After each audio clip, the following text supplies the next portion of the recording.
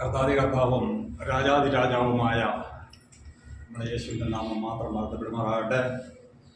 അവിടുത്തെ മാറ്റമില്ലാത്ത വചനവുമായി ഒരിക്കൽ കൂടി വിശുദ്ധൻ്റെ മധ്യേനെ നിർത്തിയ കർത്താവിന് ഞാൻ നന്ദിയോടെ സ്തോത്രം ചെയ്യുന്നു.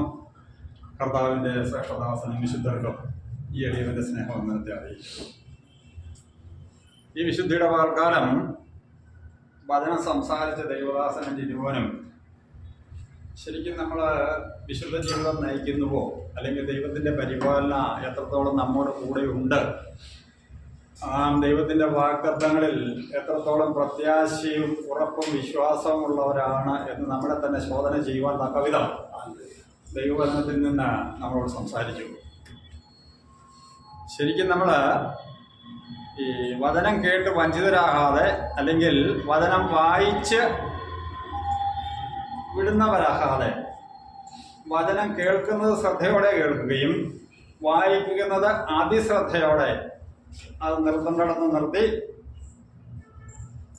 വള്ളിയും പുള്ളിയും തെറ്റാതെ വായിച്ചെങ്കിൽ മാത്രമേ ഇത് ദൈവവചനം ദൈവശക്തിയായിട്ട്, അല്ലെങ്കിൽ ആത്മാവിൻ്റെ പ്രകാശമായിട്ട് നമ്മളിൽ വ്യാപരിക്കുകയുള്ളൂ. ഇല്ലെങ്കിൽ നമ്മൾ ദൈവവചനം വായിച്ചങ്ങ് വിട്ടു. വായിച്ചത് എന്താണെന്ന്, അതിൻ്റെ ആത്മീയ പൊരുൾ എന്താണെന്ന് പലപ്പോഴും നമുക്ക് മനസ്സിലാകാതെ പോകും. കാരണം നമ്മൾ ഇവിടെ ഇരിക്കുന്ന സഹോദരങ്ങളെല്ലാവരും തന്നെ വചനം ശുശ്രൂഷിക്കുന്നവരാണ്. സഹോദരിമാർ കുഞ്ഞുങ്ങളൊക്കെയും തന്നെ വചനം വായിക്കുകയും നല്ല ദൂതുകൾ കേൾക്കുകയും നല്ല ആത്മീയ ശിക്ഷണം ലഭിച്ചിട്ടുള്ളവരുമാണ്. പക്ഷെ പലപ്പോഴും വായിക്കുന്ന വചനം നമ്മളെ രൂപാന്തരപ്പെടുത്തുവാൻ തക്കവിധം ആ വചനത്തിന് നമ്മളെ ഏൽപ്പിച്ചു കൊടുക്കുവാൻ നമ്മൾക്ക് കഴിയാതെ പോകും. അതിൻ്റെ കാരണം എന്താണെന്ന് ചോദിച്ചാൽ, ശരിക്കും വചനം നമ്മൾ ഗ്രഹിക്കുന്നില്ലെന്ന് മാത്രമല്ല, നമ്മളിൽ ഇപ്പോഴും വാഴുന്നത് പൗലോസ് അപ്പോസ്തലൻ പറയുന്ന ജഡത്തിൻ്റെ ചിന്തകൾ. ഞാൻ ആഗ്രഹിക്കുന്ന നന്മയല്ല, ആഗ്രഹിക്കാത്ത തിന്മയാണ് ചെയ്യുന്നത്. കാരണം എൻ്റെ അവയവങ്ങളിൽ ഇപ്പോഴും പാപം വാഴുന്നു എന്ന് പറഞ്ഞാൽ, ഈ ലോകത്തിൻ്റെ സാഹചര്യങ്ങളൊക്കെ നമ്മളെ തികച്ചും ദൈവികമായ, അല്ലെങ്കിൽ ഞാനൊരു ദൈവ പൈതലാണെന്ന ബോധ്യത്തിൽ ജീവിപ്പാൻ പറ്റാത്ത വിധം നമ്മളോട് പോരാടുന്നുണ്ട്. അതുകൊണ്ട് നമ്മുടെ ജീവിതത്തിൽ വചനം വായിക്കുന്നവരാണ് എല്ലാവരും എന്നാണ് എൻ്റെ ചിന്ത. വായിക്കുന്നത് ശ്രദ്ധയോടെ വായിക്കണം. ഞാൻ വചനം പറയുന്ന എല്ലാവരോടും വ്യക്തികളോട് പറഞ്ഞാലും അവരോട് വ്യക്തമായി പറയുന്നൊരു കാര്യം, നിങ്ങളുടെ കൈകളിൽ ദൈവവചനമുണ്ട്, അത് ശ്രദ്ധയോടെ വായിക്കുക. അത് ഏത് വിവർത്തനത്തിൽ നിന്നായാലും ശ്രദ്ധയോടെ വായിക്കുക. അങ്ങനെ വായിച്ചെങ്കിൽ മാത്രമേ അത് നമുക്ക് ഗ്രഹിക്കാൻ, അല്ലെങ്കിൽ ആ വചനം നമ്മളിൽ ആത്മാവിൻ്റെ ഫലങ്ങളെ പുറപ്പെടുവിക്കുവാൻ കാരണമായി തീരുക. നമ്മളെല്ലാവരും പ്രാർത്ഥിക്കുന്നവരാ, അല്ലേ? ഏറെ നാളുകളായിട്ട് പ്രാർത്ഥിക്കുന്നവരാ, ഇപ്പോഴും പ്രാർത്ഥിക്കുന്നവരാ. പക്ഷേ നമ്മളുടെ പ്രാർത്ഥന ദൈവത്തിന് പ്രസാദകരമാവുന്നുണ്ടോ, അല്ലെങ്കിൽ നമ്മൾ വേണ്ടവണ്ണമാണോ, അല്ലെങ്കിൽ ദൈവം ആഗ്രഹിക്കുന്ന തലത്തിലാണോ നമ്മൾ പ്രാർത്ഥിക്കുന്നത് എന്ന് നമ്മൾ ചിന്തിച്ചിട്ടുണ്ടോ? നമ്മൾ പ്രാർത്ഥിക്കുമ്പോൾ നമ്മളുടെ ആവശ്യങ്ങളൊക്കെയും ദൈവത്തോട് പറയുന്നു. എഫേസ്യ ലേഖനത്തിൻ്റെ 3-ാം അധ്യായത്തിൻ്റെ 20-ാം വാക്യം,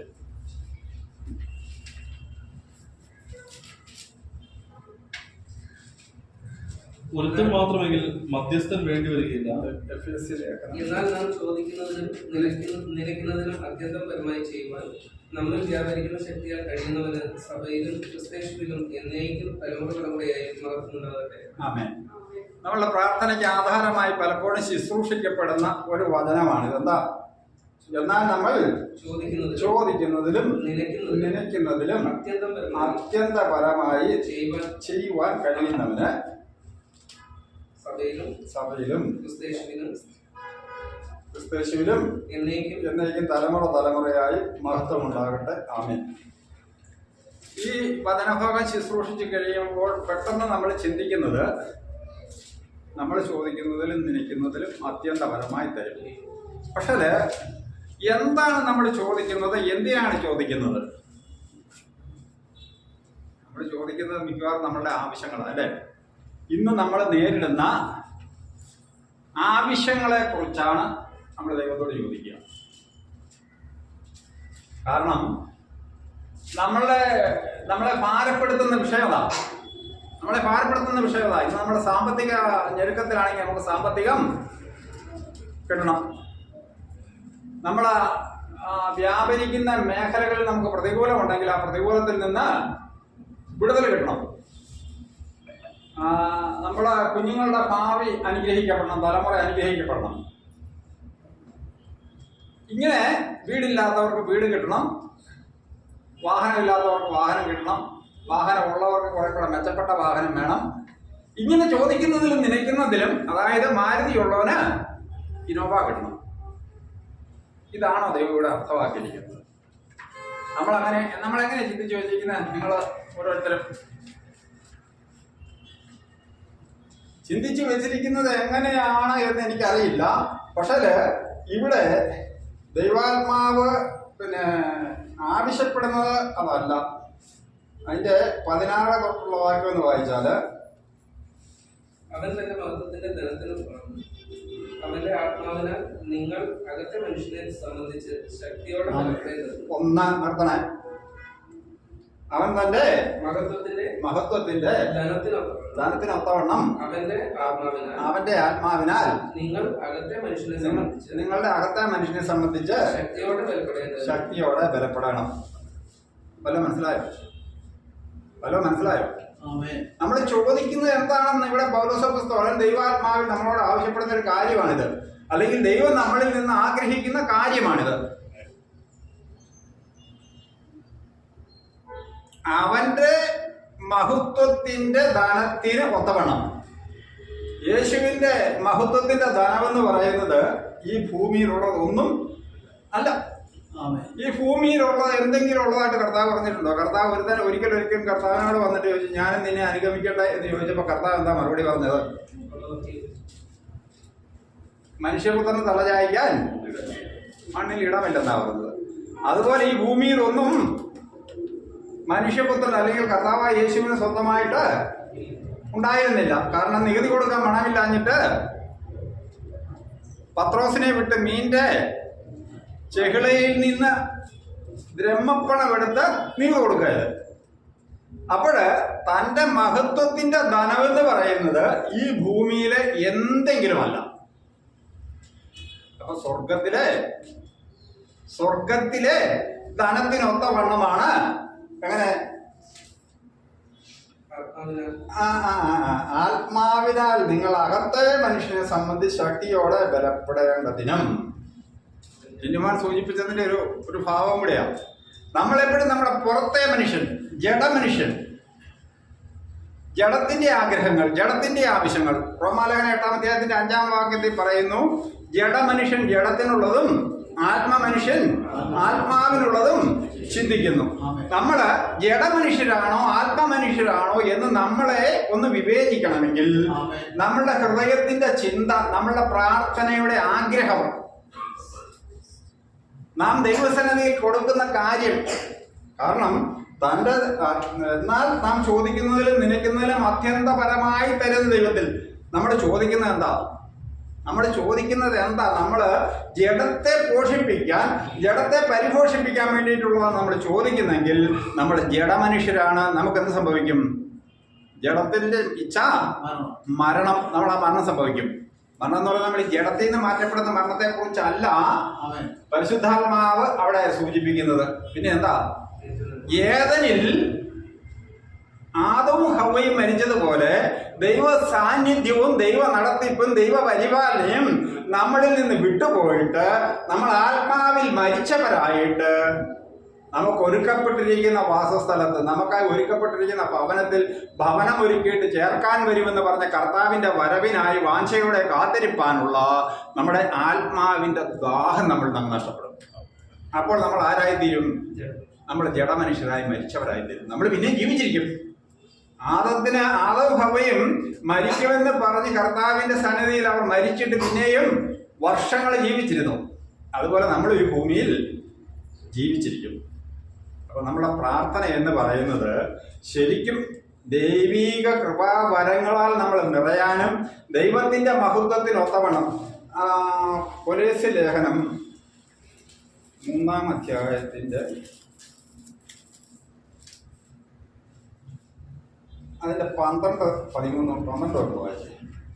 അതുകൊണ്ട് ദൈവത്തിന്റെ വൃദ്ധന്മാരും വിശുദ്ധന്മാരും പ്രിയരുമായി മനസ്സലിവ്, ദയ, താഴ്മ, സൗമ്യത, ദീർഘക്ഷമ എന്നിവ ധരിച്ചുകൊണ്ട് അന്യവനെ പൊറുക്കുകയും ഒരുവന് വഴക്കുകളായാൽ തമ്മിൽ ക്ഷമിക്കുകയും ചെയ്യും. കർത്താവ് നിങ്ങളോട് ക്ഷമിച്ചതുപോലെ നിങ്ങൾ ചെയ്യും. എല്ലാത്തിനും മീതെ സമ്പൂർണമായ ബന്ധമായ സ്നേഹം ധരിപ്പിൻ. ഇതാണ് ഒരു ആത്മമനുഷ്യന്റെ. നമ്മളിവിടെ ജ്യോതിസുകളെ പോലെ പ്രകാശിക്കുന്നത് എങ്ങനെയാ? നമ്മളെ ആത്മാവാണ് നടത്തുന്നുണ്ടെങ്കിൽ നമ്മളിൽ നിന്ന് പുറപ്പെടേണ്ടത് ഇതൊക്കെയാണ്. എന്നതാ? വൃതന്മാരും വിശുദ്ധരും പ്രിയമുള്ളവരുമായി മനസ്സലിവ്, ദയ, താഴ്മ, സൗമ്യത, ദീർഘക്ഷമ, ഇതെല്ലാം നമ്മളിൽ നിന്ന് പുറപ്പെടണം. ദീർഘക്ഷമ എന്ന് പറയുമ്പോൾ പലപ്പോഴും നമ്മൾ ചിന്തിക്കുന്നത്, അല്ലെങ്കിൽ അസഹിഷ്ണുത എന്ന് പറയുമ്പോൾ നമ്മൾ പലപ്പോഴും ചിന്തിക്കുന്നത് നമ്മൾ ഒരു ക്യൂവിൽ നിന്നാൽ എങ്ങനെ മുന്നിൽ ചെല്ലാം, ഇതായിരിക്കും നമ്മുടെ ചിന്ത. നമ്മളെ അസഹിഷ്ണുതപ്പെടുത്തുന്ന കാര്യങ്ങൾ, അല്ലെങ്കിൽ നമ്മുടെ കാര്യം നടക്കാൻ താമസം വരുമ്പോൾ അത് എങ്ങനെ പെട്ടെന്ന് സാധിച്ചെടുക്കാം, അത് എന്താണ് വഴി എന്ന ചിന്ത. യഥാർത്ഥത്തിൽ അതല്ല അസഹിഷ്ണുത. യഥാർത്ഥത്തിൽ അസഹിഷ്ണുത എന്ന് പറഞ്ഞാൽ നാമൊക്കെ ദൈവമക്കളായിരിക്കുമ്പോൾ ദൈവാത്മാവിന്റെ കൃപകളും ദാനങ്ങളും നമ്മളിൽ നിറയുവാൻ, ദൈവിക നടത്തിപ്പ് അനുഭവിപ്പാൻ നമുക്ക് തടസ്സം ഉണ്ടെന്ന് തോന്നുന്നുവെങ്കിൽ അവിടെ താഴ്മയോടെ ദൈവസന്നിധിയിൽ ഇരിക്കാൻ നമുക്ക് കഴിയുന്നതാണ് യഥാർത്ഥ അസഹിഷ്ണുത. കർത്താവിന്റെ ബലമുള്ള കരത്തിങ്കൽ താണിരിപ്പിൻ, തക്ക സമയത്ത് അവൻ നമ്മളെ ഉയർത്തും.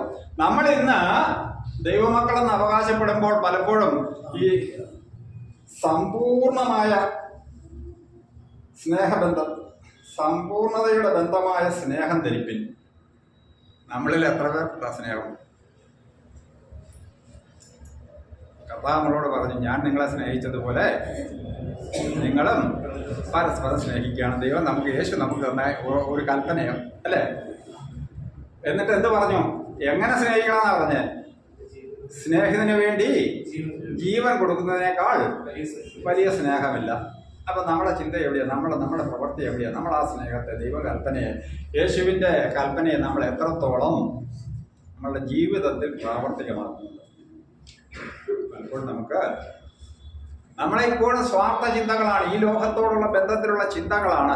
എൻ്റെ ജീവിതത്തിൽ ഭൗതികമായ നന്മകളാൽ ഞാനൊന്ന് അനുഗ്രഹിക്കപ്പെട്ടിട്ട് ലോകം എന്നെ പ്രശംസിക്കുന്നത് കേൾക്കാനാണ് എൻ്റെ ആഗ്രഹം. ലോകം ഒന്ന് പ്രശംസിക്കുന്നത് കേൾക്കുക എന്നുള്ളതാണ് നമ്മുടെ ഉള്ളിൻ്റെ ഉള്ളിലെ വാഞ്ച. ലോകം നമ്മളെ പ്രശംസിച്ചു കഴിഞ്ഞാൽ നമ്മൾ ശ്രേഷ്ഠത എന്നാണ് നമ്മളുടെ പാപം. പക്ഷേ ഇവിടെ പറഞ്ഞിരിക്കുന്നത് പോലെ വിശുദ്ധരും പ്രിയരുമായി മനസ്സലിവ്, ദയ, താഴ്മ, സൗമ്യത, ദീർഘക്ഷമ, ഇതൊക്കെ ഉണ്ടെങ്കിലേ നമ്മൾ എന്താകുള്ളൂ? ദൈവത്തിന്റെ കർത്താവ് ധനത്തിന്റെ മഹത്വത്തിനൊത്തവണ്ണം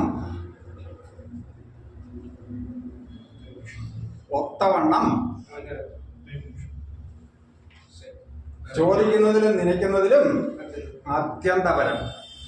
നമ്മൾ ഈ കൃപാവരങ്ങളെ കുറിച്ച് കേട്ടിട്ടുണ്ട്, അല്ലേ? ഇല്ലേ? നമുക്ക് തരുന്ന വരങ്ങളും ദാനങ്ങളെ കുറിച്ചൊക്കെ നമ്മൾ പിന്നെ 1 കൊരിന്ത്യർ ലേഖനം 12-ാം അധ്യായത്തിൽ വായിച്ചിട്ടുണ്ട്. പക്ഷേ ഈ ഫിലിപ്പിയ ലേഖനം 1-ാം അധ്യായത്തിന്റെ 29-ാമത്തെ വാക്യം എന്ന് വായിച്ചേ.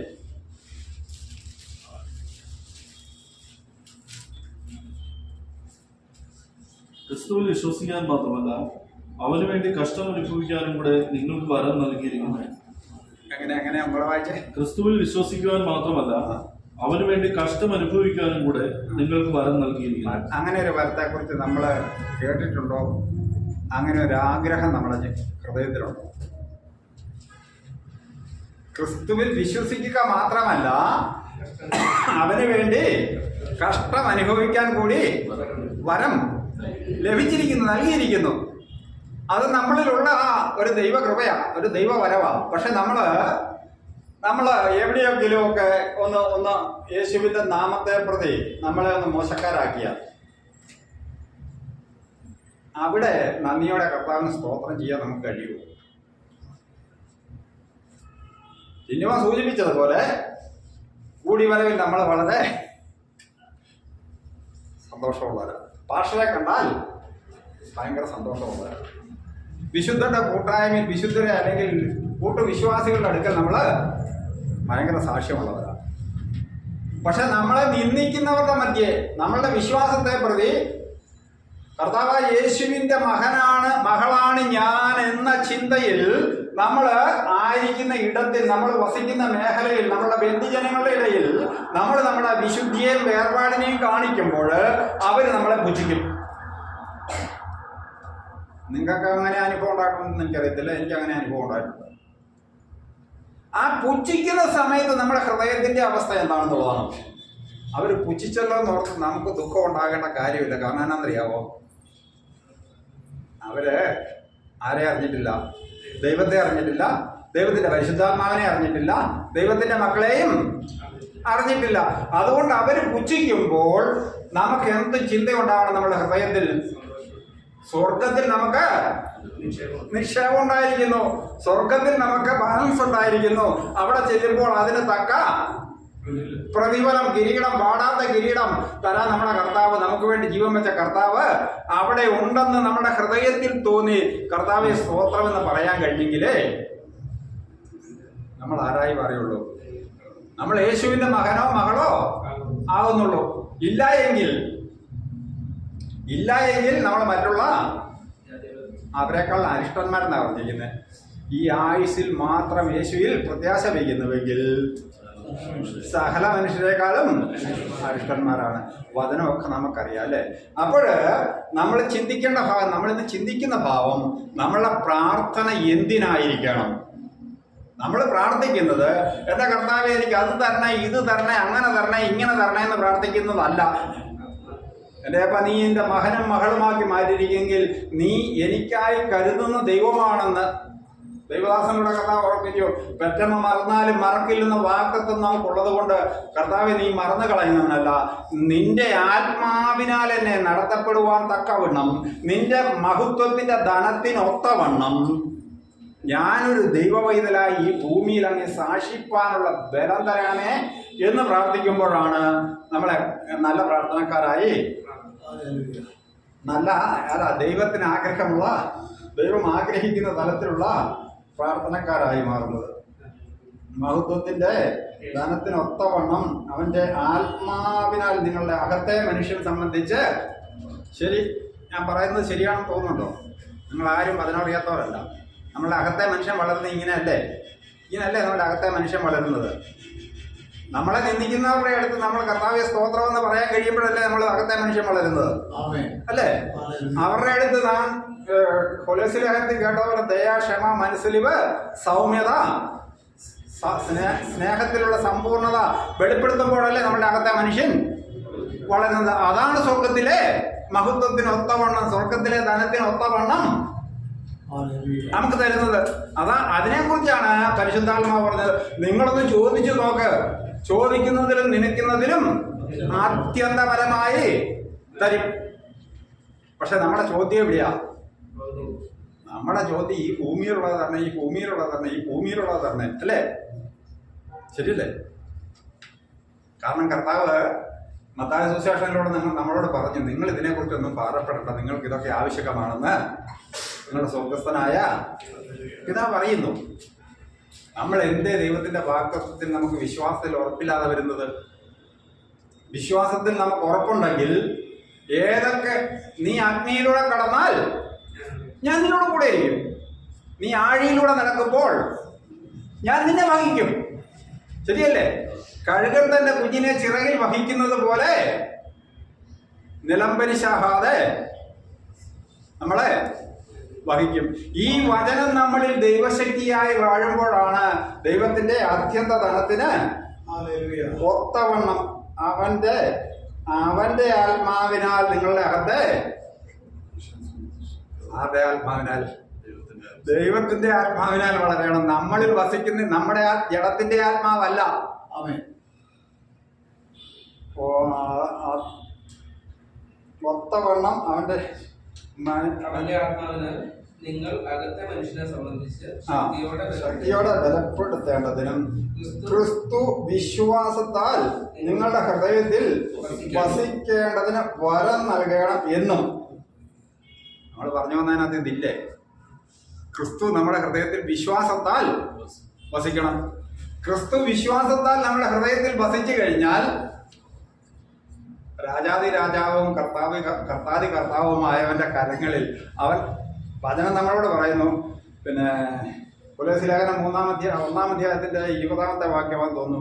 മഹത്വത്തിന്റെ പ്രത്യാശയായ ക്രിസ്തു നിങ്ങളിൽ ഇരിക്കുന്നു. നമ്മളിപ്പോഴും ആ ബോധ്യം നമുക്കില്ല. നിങ്ങളുടെ ശരീരം ദൈവത്തിന്റെ മന്ദിരമെന്നും ദൈവത്തിന്റെ ആത്മാവ്, ഇതൊക്കെ നമുക്ക് എന്താ ബൈഹാർട്ടായി വാക്യങ്ങളൊക്കെ അല്ലേ? കൊട്ടേഷനും വേണേ നമ്മൾ പറയും. ഇപ്പൊ പറഞ്ഞ വചനത്തിന്റെ കൊട്ടേഷൻ എന്ന് പറയാമോ? 1 കൊരിന്ത്യർ 3:16 ഏതാ? നിങ്ങൾ ദൈവത്തിന്റെ മന്ദിരമെന്നും ദൈവത്തിന്റെ ആത്മാവ് നിങ്ങളിൽ വസിക്കുന്നുവെന്നും നിങ്ങൾ അറിയുന്നില്ലേ? വചനവും നമുക്ക് ബൈഹാർട്ടാണ്. ആ വചനത്തിന്റെ കൊട്ടേഷനും നമ്മൾ വേണേല് കൃത്യമായിട്ട് പറയും. പക്ഷെ ഇത് ജീവനാകുന്നില്ല നമ്മളിൽ. വിശ്വാസത്തിൽ ക്രിസ്തു നമ്മളെ വളരുന്നില്ല. കാരണം എന്റെ കർത്താവ് ഈ ഭൂമിയിൽ ഞാൻ എങ്ങനെയൊക്കെ പോയാലും നിലംപരിശാകാതെ, തകർന്ന് ദരിപ്പണമായി പോകാതെ, അവന്റെ നാമത്തിൽ ഞാൻ വിശ്വസ്തയോടെ നിൽക്കുന്നുവെങ്കിൽ ഞാൻ ലജ്ജിതനായി പോകാതെ എന്നെ താങ്ങും, എന്നെ നടത്തും. ഇങ്ങനെ വരുമ്പോഴാണ് എന്തുണ്ടാകുന്നത്?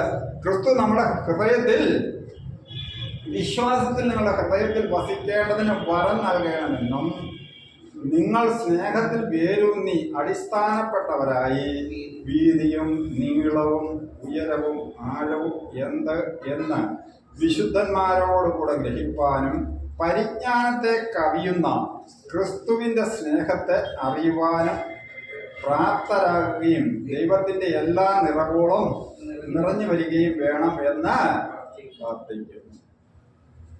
ദൈവത്തിന്റെ എല്ലാ നിറവുകളും എന്ന് പറഞ്ഞാൽ യേശു ഈ ഭൂമിയിൽ ജീവിച്ചപ്പോൾ എങ്ങനെ നമുക്ക് പ്രത്യക്ഷമാക്കിയോ, കാരണം താൻ ആരാണെന്ന് കർത്താവിനറിയാം അല്ലേ? താൻ കർത്താതി കർത്താവാണെന്നറിയാം.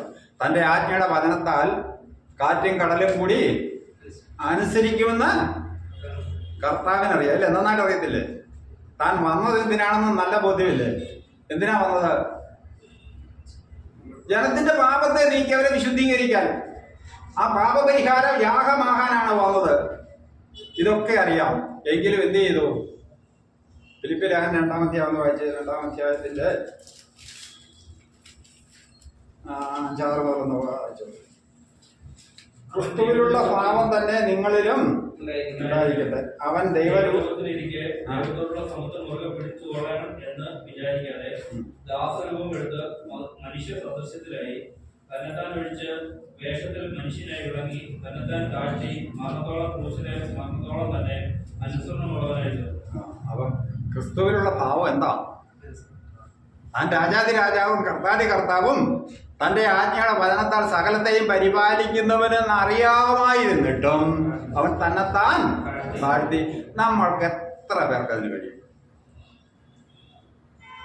നമ്മളോട് ആരെയോടും മുഖത്ത് നോക്കിയിട്ട് വിനോയുടെ ഷർട്ട് അത്ര അങ്ങോട്ട് ശരിയായില്ലല്ലോ എന്ന് പറഞ്ഞാൽ അപ്പോഴേ ഉള്ളിൽ തോന്നുന്നത് എന്താ? ഓ, ആ സഹോദരനോട് എന്നാ സ്നേഹമാണ്, ഞാൻ നന്നായി നടക്കണം, ഞാൻ കുറെ കൂടെ വൃത്തിയായി നടക്കണം എന്ന ചിന്തയാണോ തോന്നുന്നത്? എന്റെ ഷർട്ട് കണ്ടിട്ട് അവനത്ര സുഖിച്ചില്ല. വിനോയ് ഉദാഹരണം പറയുന്നുള്ളതേ ഉള്ളൂ. വിനോയ് തന്നെയല്ല, എല്ലാവരുടെയും എന്നോട് പറഞ്ഞാലും പുറമെ അന്നേരം ഞാനൊന്ന് ഇളിച്ച് കാണിക്കും, ചിരിക്കുകയല്ല. കാരണം ചിരിക്കണ ഹൃദയത്തിൽ സന്തോഷത്തോടെ ചിരിച്ചെങ്കിലേ അത് ഹൃദയ ആത്മാർത്ഥതയോടെ ഉള്ളതാകും. അല്ലെങ്കിൽ മുമ്പേ പറഞ്ഞാല് മമ്മൂട്ടിയെക്കാട്ടും മോഹൻലാലിനെക്കാട്ടും ഓസ്കാർ കിട്ടിയ അഭിനേതാക്കളിൽ നന്നായിട്ട് നമ്മളങ്ങ് അഭിനയിക്കും. ശരിയല്ലേ? തന്നെത്താൻ താഴ്ത്തി. എന്നിട്ട് എന്ത് ചെയ്തു? മനുഷ്യ സദൃശത്തിലായി തന്നെത്താൻ ഒഴിച്ച് വേഷത്തിൽ മനുഷ്യനായി വിളങ്ങി തന്നെത്താൻ താഴ്ത്തി മരണത്തോളം ക്രൂശിലെ മരണത്തോളം തന്നെ അനുസരണമുള്ളവനായി.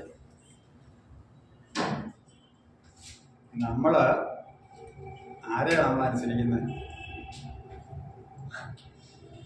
ആരെയും നമ്മൾ അനുസരിക്കാറില്ല. നമ്മളെ തന്നെ നമ്മൾ അനുസരിക്കുകയല്ല. എൻ്റെ ചിന്തകൾക്കനുസരിച്ചായിരിക്കുകയല്ല കാര്യങ്ങൾ പോകുന്നത്. ആരെങ്കിലുമൊക്കെ നമ്മളോട് നിങ്ങൾ അതങ്ങനെയല്ല ഇങ്ങനെ ചെയ്യണമെന്ന് പറഞ്ഞാൽ നമ്മൾ അനുസരിക്കാറേ ഇല്ല. കാരണം എനിക്ക് എൻ്റെ ഇഷ്ടം. അതാണ് ഗെത്സമനയിൽ കർത്താവ് പ്രാർത്ഥിച്ച് കഴിയുമെങ്കിൽ ഈ പാനപാത്രം എന്നിൽ നിന്ന് എടുക്കണം. നമ്മൾ അങ്ങനെയും പ്രാർത്ഥിക്കുകയില്ല. അതെ, ഞാൻ കഷ്ടപ്പെട്ടതാ, ഞാൻ എൻ്റെ ഇഷ്ടത്തിന് ചെയ്തോളാം. ഞാൻ കഷ്ടപ്പെട്ടതാ, അല്ലെങ്കിൽ ഞാൻ സമ്പാദിച്ചതാ, അല്ലെങ്കിൽ എൻ്റെതാ, ഞാൻ എൻ്റെ ഇഷ്ടം പോലെ ചെയ്തോളാം. പിതാവിനോട് ഒരു വാക്ക് പറഞ്ഞാൽ മതി, പിതാവെ എനിക്കിത് പറ്റത്തില്ല, ഇതൊന്ന് ഒഴിവാക്കി തരണം എന്ന് പറഞ്ഞിരുന്നേര് അനുസരണമില്ലാത്തവനായിട്ട്. യേശു കർത്താവ് അനുസരണമില്ലാത്തവനായിട്ട്, കാരണം തന്നിൽ ഏൽപ്പിച്ചിരിക്കുന്ന ഉത്തരവാദിത്തമാണ് മനുഷ്യഗണത്തിന്റെ പാപത്തിന് പരിഹാരമായി കറയില്ലാത്ത കുഞ്ഞാടിനേക്കാൾ നിർമ്മലമായ നിർദോഷമായ രക്തം ചിന്തി സാത്താന്റെ ആയുധവർഗങ്ങളെ പ്രാണവിപ്പിക്കണമെന്നുള്ളത് അതിനേൽപ്പിച്ചു കൊടുത്തു.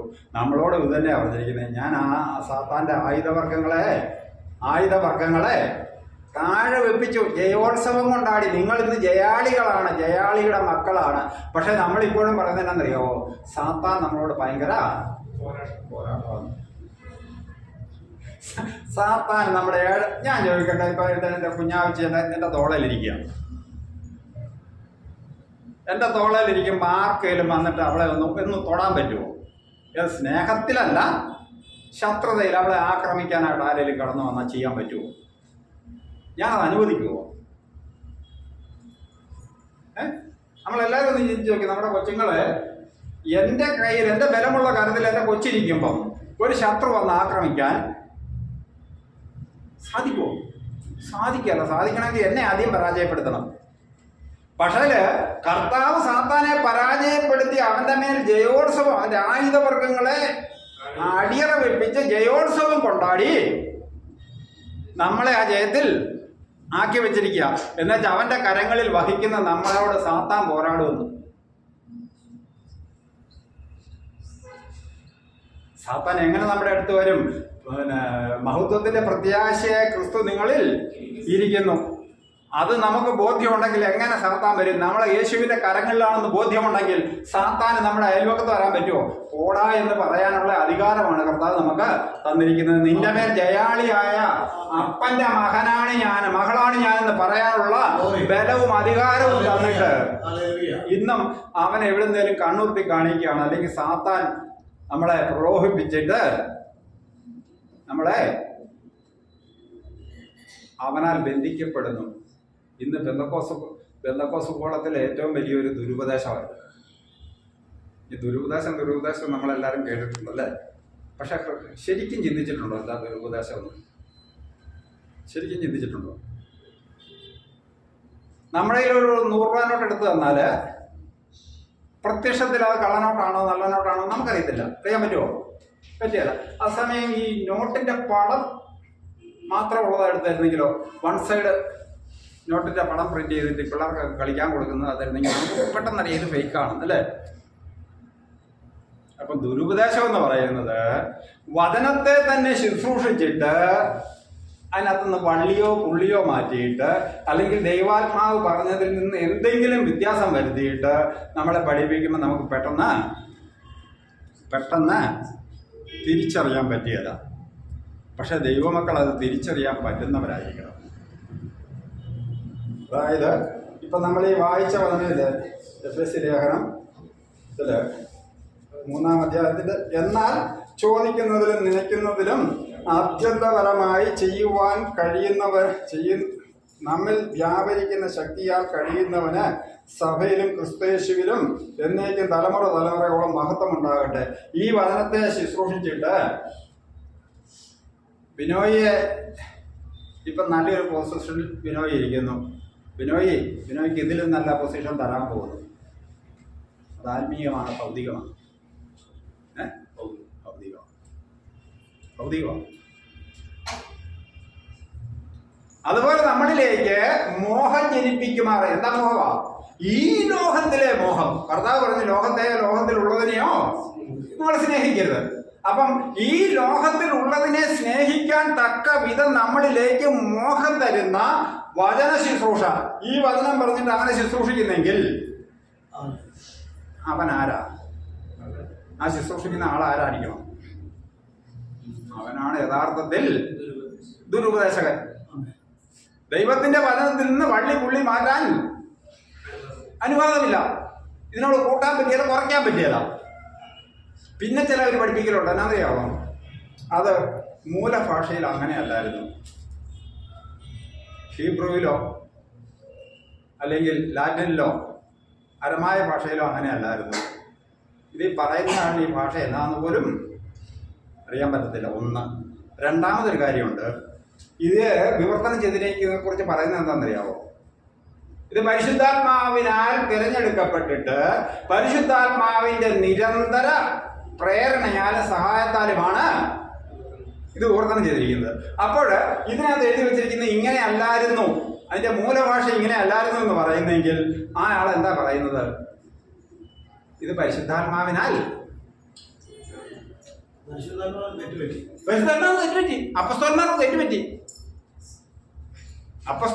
തെറ്റുപറ്റി. ആ ആൾ ഉപദേശിക്കുന്നത് എന്തോ ഉപദേശിക്കുന്നത് നമ്മൾ അങ്ങനെ ചിന്തിച്ചിട്ടുണ്ടോ? അതുകൊണ്ടാണ് ബറായിലെ വിശ്വാസികൾ തെസ്സലോനിക്കയിലെ വിശ്വാസികളെക്കാട്ടിൽ ഉത്തമന്മാരായിരുന്നു. കാരണം അവർ ദൈവത്തിന്റെ വചനം കേട്ടത് അങ്ങനെ തന്നെയോ എന്ന് പരിശോധിച്ചു. നമ്മളിങ്ങനെ ചെയ്യാറുണ്ടോ? ഞാനിപ്പോൾ ഇവിടെ നിന്ന് ഇങ്ങനെ പ്രസംഗിക്കുന്നു, വചനം നിങ്ങളുടെ കയ്യിലിരിപ്പുണ്ട് ഇല്ലേ?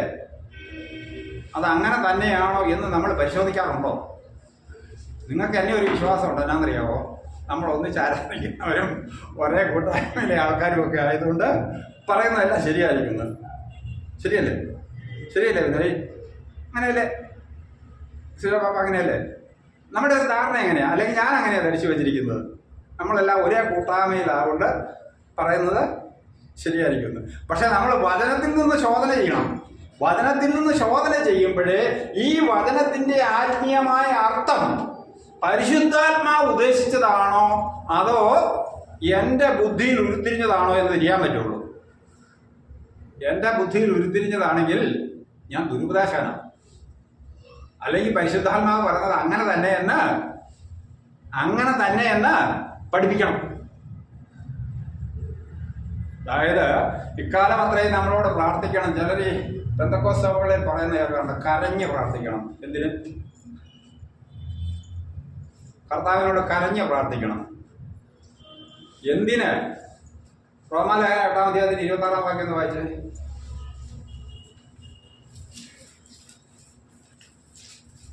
അവണ്ണം തന്നെ ആത്മാവ് നമ്മുടെ ബലഹീനതയ്ക്ക് തുറന്നിരിക്കുന്നു. വീണ്ടും പോലെ പ്രാർത്ഥിക്കേണ്ടത് എന്തെന്ന് നാം അറിയുന്നില്ല. ആത്മാവ് തന്നെ ഉച്ചരിച്ചു കൂടാത്ത ഞരക്കങ്ങളാൽ നമുക്ക് വേണ്ടി പക്ഷപാതം ചെയ്യുന്നു. എന്നാൽ ആത്മാവ് വിശുദ്ധർക്ക് വേണ്ടി ദൈവത്തിന്റെ പ്രകാരം പക്ഷപാതം ചെയ്യുന്നത് കൊണ്ട് ആത്മാവിന്റെ ചിന്ത ഇന്ന് ഹൃദയങ്ങളെ പരിശോധിക്കുന്നവൻ അറിയുന്നു. ആമേൻ. അവിടെ എന്നാ പറഞ്ഞിരിക്കുന്നത്? അവാച്യമായ ഞെരുക്കങ്ങളാൽ ആത്മാവ് എന്ന് പറഞ്ഞാൽ നമ്മൾ പലപ്പോഴും എൻ്റെ കർത്താവ് എന്ന് ചില സന്ദർഭങ്ങളിൽ നമ്മൾ വിളിച്ചിട്ടില്ലേ? വേറെ ഒന്നും നമുക്കവിടെ പറയാൻ തോന്നിയിട്ടില്ല. എൻ്റെ കർത്താവെ നീ അങ്ങനെ ചെയ്യണേ, നീ ഇങ്ങനെ ചെയ്യണേ, ഇതൊന്നും പറയാൻ തോന്നിയിട്ടില്ല. എൻ്റെ കർത്താവെ അത് പരിശുദ്ധാത്മാവ് തുടർന്നിട്ട് ഞാൻ എന്താണോ അവിടെ ദൈവത്തോട് പറയാൻ ആഗ്രഹിക്കുന്നത്, അല്ലെങ്കിൽ എൻ്റെ ആവശ്യം എന്താണോ അത് കർത്താവ് പരിശുദ്ധാത്മാവ് ദൈവത്തിലേക്ക് കൊടുത്തിട്ട് അത് ദൈവസന്നിധിയിൽ സുഗ്രാഹ്യമായ സൗരഭ്യവാസനയായി മാറ്റപ്പെടുന്ന ശുശ്രൂഷയ്ക്കാണ് യഥാർത്ഥത്തിൽ എന്താന്ന് പറയുക? പ്രാർത്ഥന എന്ന് പറയുക.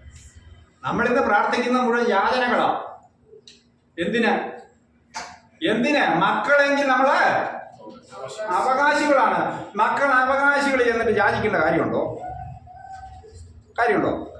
ഇല്ല, ഒരിക്കലുമില്ല.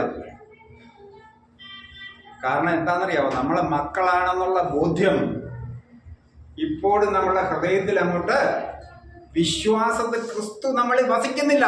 ക്രിസ്തു വിശ്വാസത്തിൽ നമ്മുടെ ഉള്ളിൽ വാഴുന്നെങ്കിൽ ഞാൻ ക്രിസ്തുവിന്റെ മകനായതുകൊണ്ട് അവന്റെ ധനത്തിന്റെ മഹത്വത്തിന് തക്കവണ്ണം ലഭിക്കുമെന്നുള്ള ബോധ്യം നമ്മുടെ ഹൃദയങ്ങളിൽ ഉറപ്പിക്കും, അരക്കിട്ടുറപ്പിക്കും.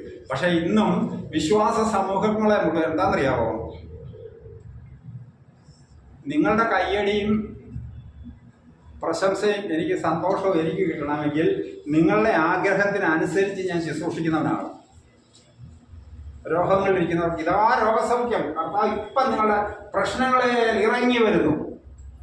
എല്ലാ മതങ്ങളിലും പഠിപ്പിക്കുന്നത് ഇത് തന്നെയല്ലേ, പ്രശ്നങ്ങളുടെ മേൽ ഇറങ്ങി വരുന്ന ദൈവം. അതുകൊണ്ടല്ലേ വേളാങ്കണ്ണിയിലും പളനിയിലും തിരുപ്പതിയിലും മക്കയിലും ഒക്കെ എല്ലാവരും പോകുന്നത്, പ്രശ്നങ്ങളുടെ മേൽ ഇറങ്ങി വരുന്ന ദൈവത്തെ പ്രസാദിപ്പിക്കാൻ അല്ലേ? നമ്മുടെ ദൈവം അങ്ങനെയാണോ? നമ്മുടെ ദൈവം ഇവിടെ ഇരുന്നിട്ട് എൻ്റെ കർത്താവേ എന്ന് ഞാൻ ഹൃദയം നൊന്ന് വിളിച്ചാൽ അവിടെ ഇതാ ഞാൻ എന്ന് പറയും. യെശയ്യാ പ്രവാചകന്റെ പുസ്തകം 58-ാം അധ്യായത്തിൽ അപ്പോൾ ഇതാ ഞാൻ എന്ന് അവന് ഉത്തരമരുളും. ആ യേശുവിലാണ് നമ്മൾ വിശ്വസിക്കുന്നത്. ആ വിശ്വാസത്തിലേക്ക് നമ്മൾ വളരുന്നില്ല എങ്കിൽ പ്രിയമുള്ളവരെ, നമ്മൾ വെറും അഭിനയക്കാരായി, നമ്മൾ യാചകരായി തുടരും. നമുക്ക് മാത്രമുള്ള പ്രത്യേകത എന്താ? കർത്താവായ യേശുവിന്റെ നാമത്തിൽ സ്നാനമേറ്റ് പാപമോചനം പ്രാപിച്ച് പരിശുദ്ധാത്മാവിനെ ലഭിച്ചവരാണ് നമ്മൾ. നമ്മൾ ആ പരിശുദ്ധാത്മാവിൽ വളരാൻ കഴിയുന്നില്ല എങ്കിൽ, നമ്മളിൽ ലഭിച്ച ആത്മമുദ്ര, ആ മുദ്ര മാഞ്ഞു പോവുകയാണെങ്കിൽ നമ്മൾ ഭഗ്നാശ. ആത്മാവിന്റെ മുദ്ര നമ്മളിൽ വളർന്നിട്ട് ആ ദൈവസ്വരം, ദൈവത്തിന്റെ ഇമ്പമുള്ള സ്വരം കേൾക്കാൻ തക്കവിധം നമ്മളുടെ കാതുകൾ, ഈ ഭൗതിക കാതുകളല്ല, ഹൃദയത്തിന്റെ കാതുകൾ തുറന്നിരിക്കുന്നെങ്കിൽ കർത്താവിന്റെ ഗംഭീരനാദം കേൾക്കുമ്പോൾ, കർത്താവ് തൻ ഗംഭീരനാദത്തോടും പ്രധാന ദൂതന്റെ ശബ്ദത്തോടും ദൈവത്തിന്റെ കാഹളത്തോടും കൂടി തൻ്റെ മക്കളെ ചേർക്കാൻ വരുമ്പോൾ അത് കേൾക്കുകയുള്ളൂ, ഇല്ലെങ്കിൽ കേൾക്കുക.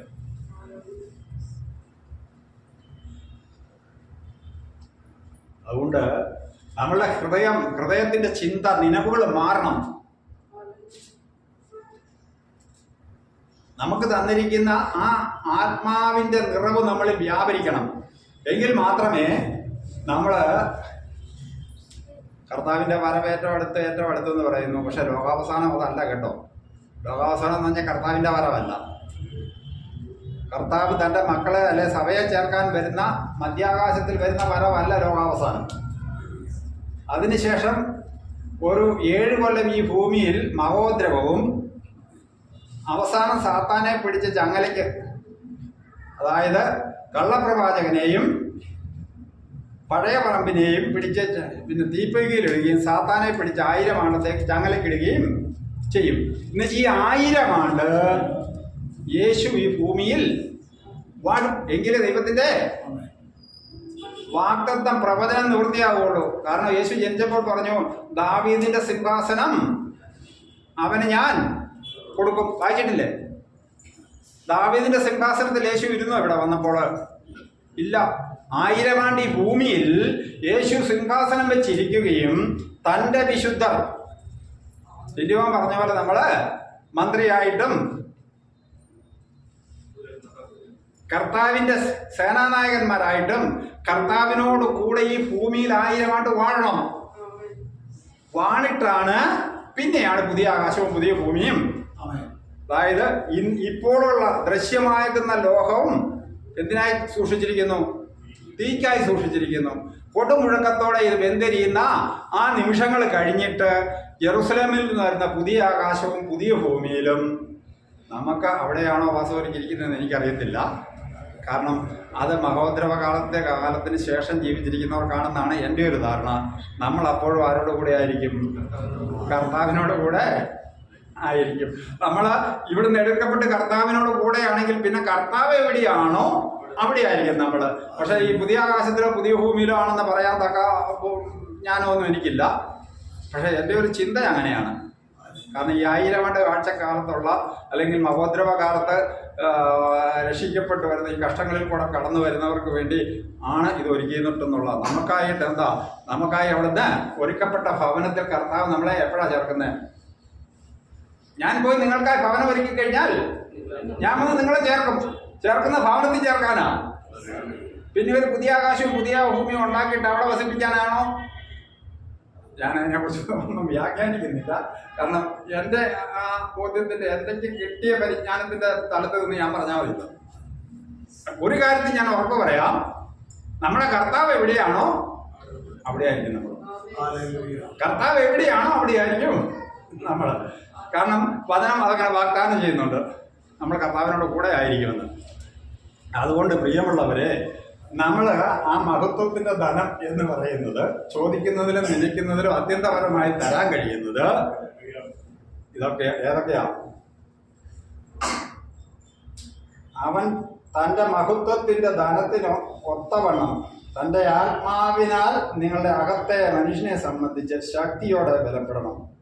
ക്രിസ്തു വിശ്വാസത്താൽ നിങ്ങളുടെ ഹൃദയത്തിൽ വസിക്കേണ്ടതിന് വരം നൽകണം എന്നും നിങ്ങൾ സ്നേഹത്തിൽ വേരൂന്നി അടിസ്ഥാനപ്പെട്ടവരായി വീതിയും നീളവും ഉയരവും ആഴവും എന്ത് എന്ന സകല വിശുദ്ധരോടും കൂടെ ഗ്രഹിപ്പാനും പരിജ്ഞാനത്തെ കവിയുന്ന ക്രിസ്തുവിന്റെ സ്നേഹത്തെ അറിയുവാനും പ്രാപ്തരാകണമെന്നും ദൈവത്തിന്റെ എല്ലാ നിറവുകളും നിറഞ്ഞു വരികയും വേണമെന്നും പ്രാർത്ഥിക്കും. അപ്പസ്തോലൻ ദൈവമക്കൾക്ക് വേണ്ടി പ്രാർത്ഥിച്ചതാണ്. നമ്മളുടെ പ്രാർത്ഥന എന്തൊക്കെയാണ് എന്ന് നമ്മളൊന്ന് ചിന്തിച്ചു നോക്കുക. ഇതിലൊന്നും നമ്മുടെ ഹൃദയത്തിൽ ഇന്നുവരെ കടന്നു വന്നിട്ടുണ്ടാകും ഞാൻ കരുതുന്നില്ല. കാരണം കർത്താവ് നമുക്കായി ഒരുക്കിയിരിക്കുന്ന ആ മഹാസമ്പത്ത്, തൻ്റെ മഹത്വത്തിൻ്റെ ധനത്തിന് ഒത്തവിധമുള്ള സമ്പത്ത് എന്നതാണെന്ന് പോലും നമുക്കറിയത്തില്ല. നമ്മൾ പലപ്പോഴും പ്രാർത്ഥിക്കുന്ന ആ എബ്ബേസിൻ്റെ പ്രാർത്ഥനയാണ്, എൻ്റെ അതിരുകളെ വിസ്താരമാക്കണം. നമുക്ക് ആ 1 രാജാക്കന്മാരുടെ പുസ്തകം 3-ാം അധ്യായത്തിൽ നമ്മുടെ ശലോമോന്റെ ഒരു പ്രാർത്ഥനയുണ്ട്.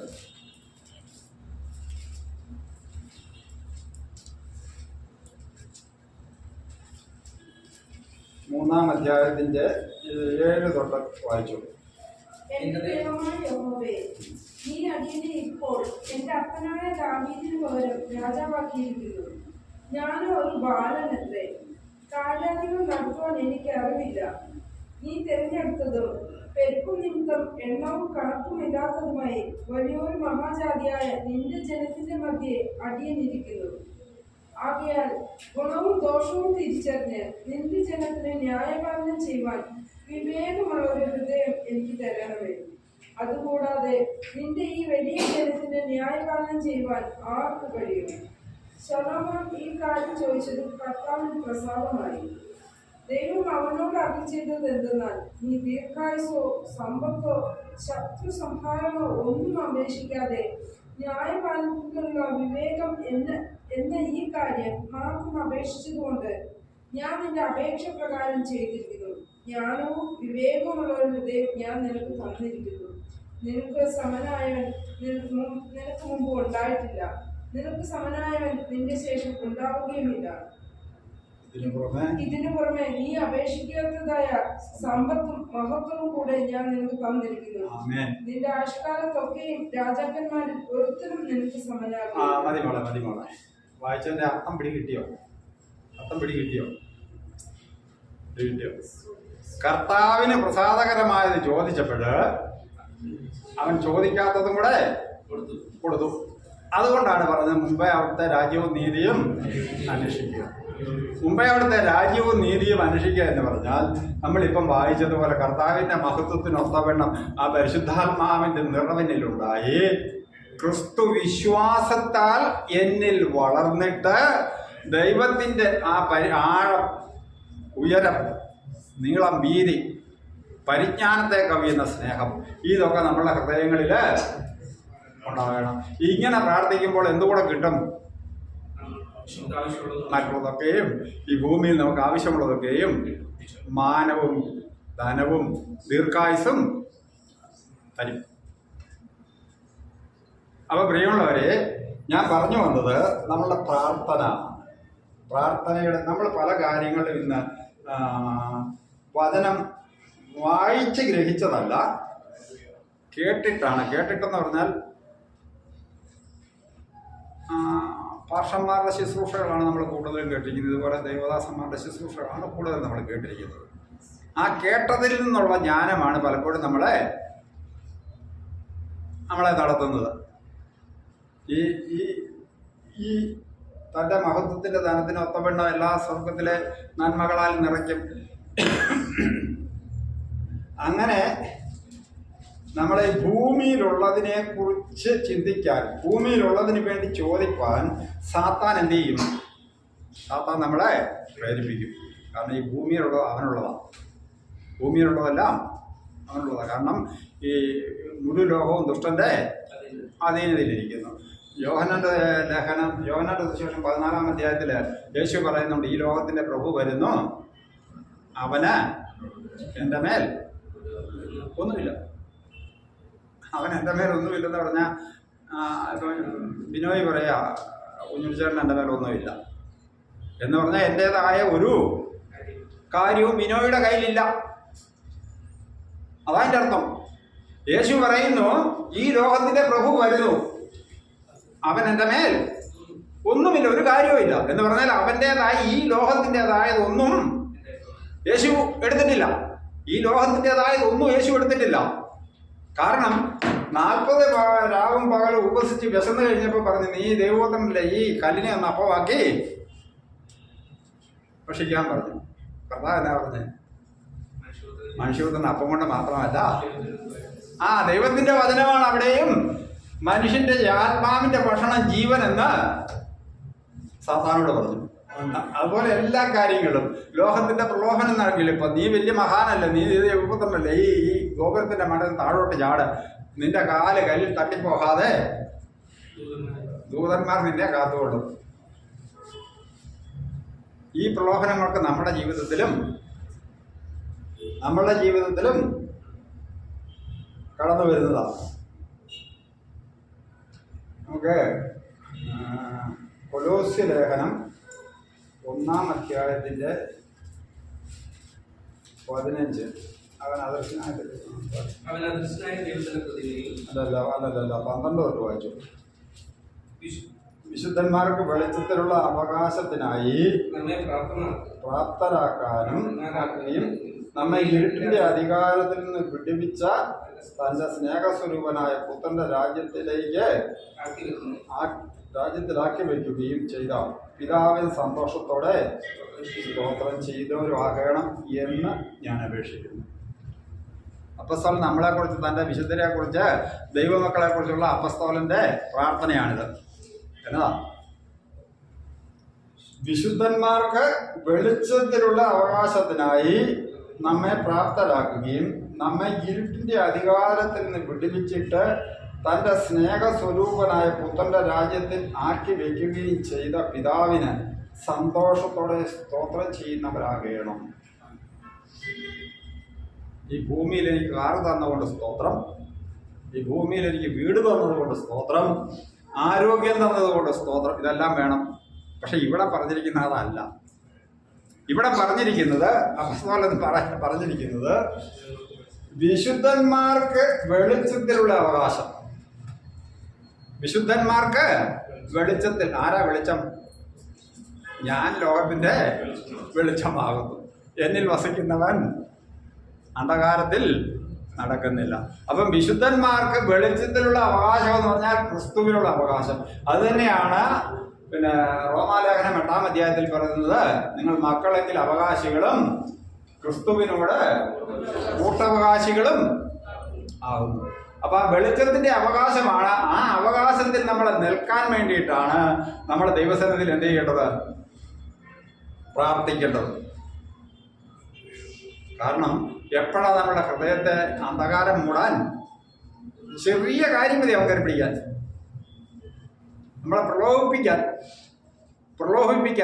അതായത്, നിനക്ക് വിശക്കുന്നില്ലേ, ഈ കല്ലൊന്ന് അപ്പമാക്കി ഭക്ഷിക്കുമോ, നീ ദൈവമകനല്ലേ, ദൈവപുത്രനല്ലേ, എന്ന് പറഞ്ഞാൽ നമ്മളുടെ ജീവിതത്തിൽ നേരിടുന്ന പ്രയാസങ്ങളിൽ, പ്രതികൂലങ്ങളിൽ എൻ്റെ കർത്താവിനെ വിടുവിക്കുവാൻ അവിടുത്തെ വചനമാണ് എൻ്റെ ശക്തി. ആ വചനം എനിക്ക് ജീവനായി വ്യാപരിക്കും.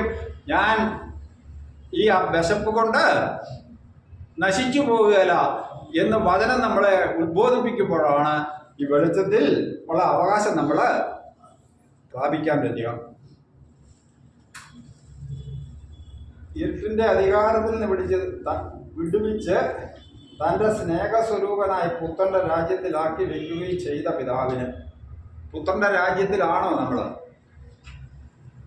പുത്രന്റെ രാജ്യത്തിലാണെങ്കിൽ എൻ്റെ രാജ്യം ഐഹികമല്ല. ഐഹികമായിരുന്നെങ്കിൽ എൻ്റെ പടയാളികൾ എനിക്ക് വേണ്ടി പോരാടുമായിരുന്നു. ഐഹികമല്ലാത്ത, ഈ ഭൂമിയിലല്ലാത്ത, കണ്ണിന് ദൃശ്യമല്ലാത്ത അദൃശ്യമായ നമുക്കായി ഒരുക്കുന്ന ഒരു രാജ്യം, ദൈവരാജ്യം. ആ രാജ്യത്തിൽ നമ്മൾ, ഈ ഭൂമിയിൽ ആ രാജ്യത്തിൽ വസിക്കുമ്പോഴാണ് നമ്മൾ വെളിച്ചത്തിൻ്റെ അവകാശികളാകുക, യേശുവിൻ്റെ കൂട്ടവകാശികളാകുക. അതിന് ഒരു കാര്യം കൂടെ അതിൻ്റെ ബാക്കി പറഞ്ഞിട്ടുണ്ട് കേട്ടോ.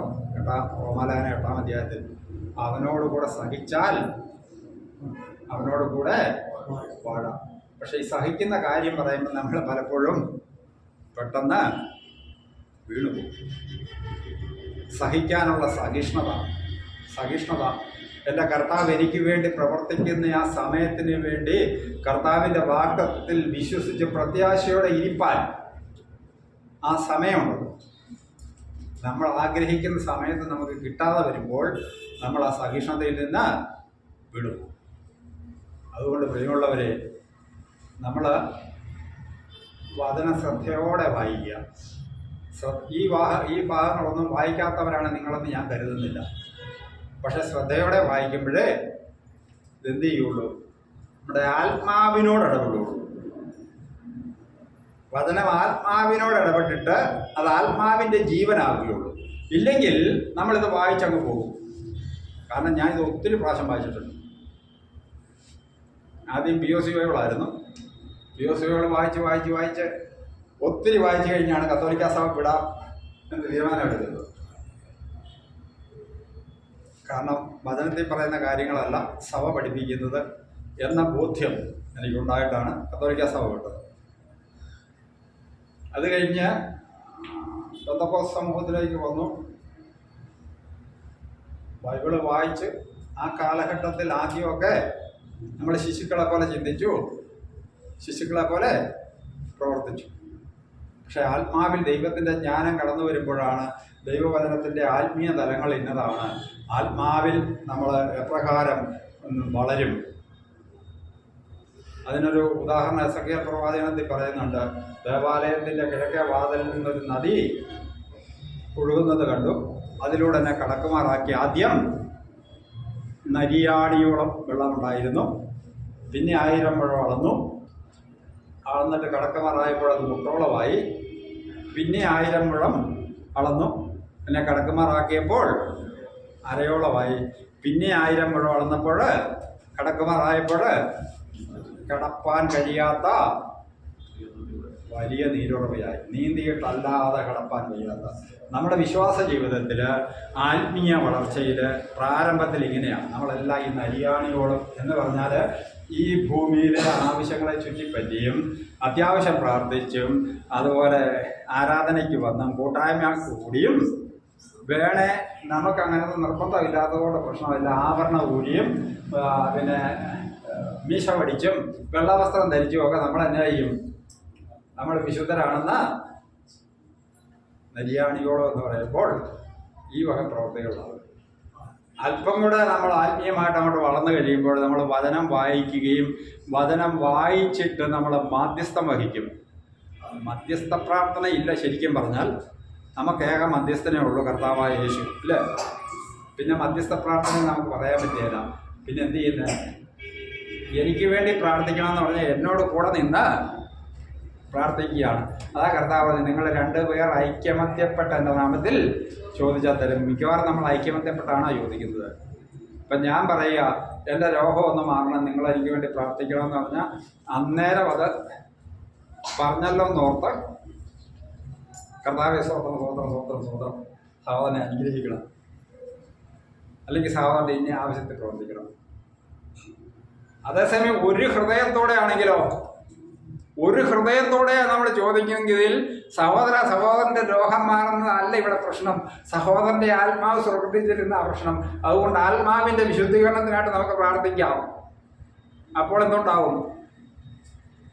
ദൈവത്തിന് ഹിതകരമായി നമ്മൾ പ്രാർത്ഥിക്കുമ്പോൾ എന്ത് സംഭവിക്കും?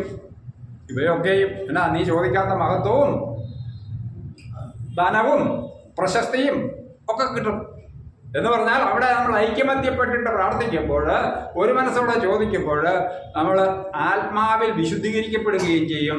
ഈ രോഗത്തിൽ നിന്ന് കർത്താവ് വിടുതൽ നൽകുകയും ചെയ്യും.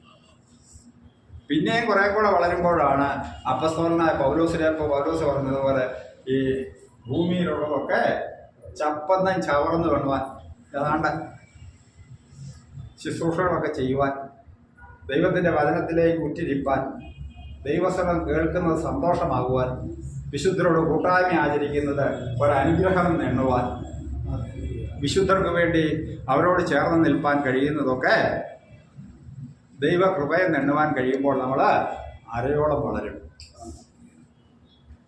നീന്തിയിട്ടല്ലാതെ കടക്കാൻ വയ്യാതെന്ന് പറഞ്ഞാൽ ഇതല്ലാതെ എനിക്കൊന്നുമില്ല.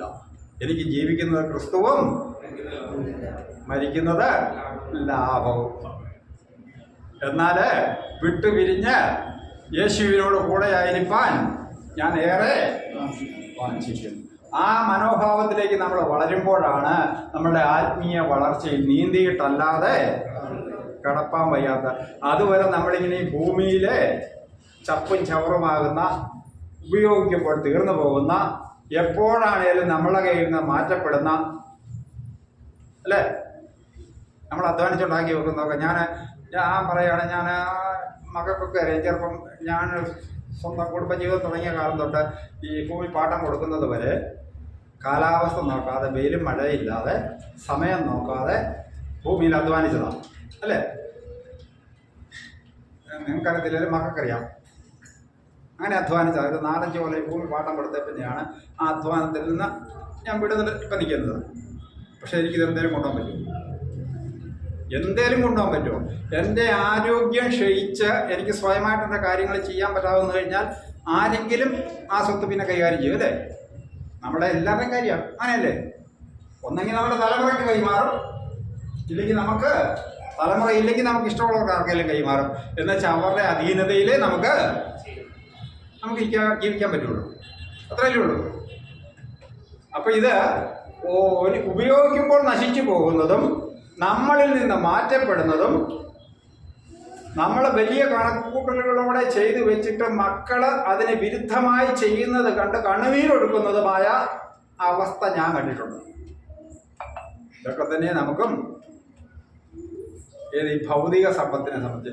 അതേസമയം നമ്മൾ യേശുവിനോട് ചേർന്ന് നിന്നാണ്, ദൈവഹിതപ്രകാരമാണ് ഈ ഭൂമിയിൽ നമ്മളുടെ അധ്വാനത്തെയും നമ്മളുടെ ആഗ്രഹങ്ങളെയും മെനയുന്നതെങ്കിൽ,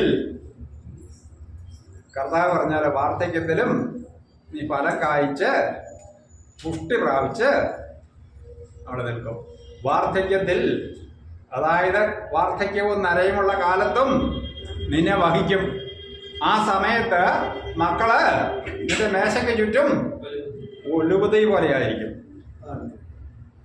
കർത്താവിനോട് ചേർന്ന് നിന്നാണ് നമ്മൾ ഭവനം പണിയുന്നതെങ്കിൽ, നമ്മൾ ഈ ഭൂമിയിൽ കർത്താവിന് സാക്ഷികളായിട്ട് അവിടുത്തെ ഇഷ്ടം എന്നിൽ നിറവേറാനാണ് നമ്മളുടെ ആഗ്രഹമെങ്കിൽ കർത്താവ് നമ്മളെ വഹിക്കും.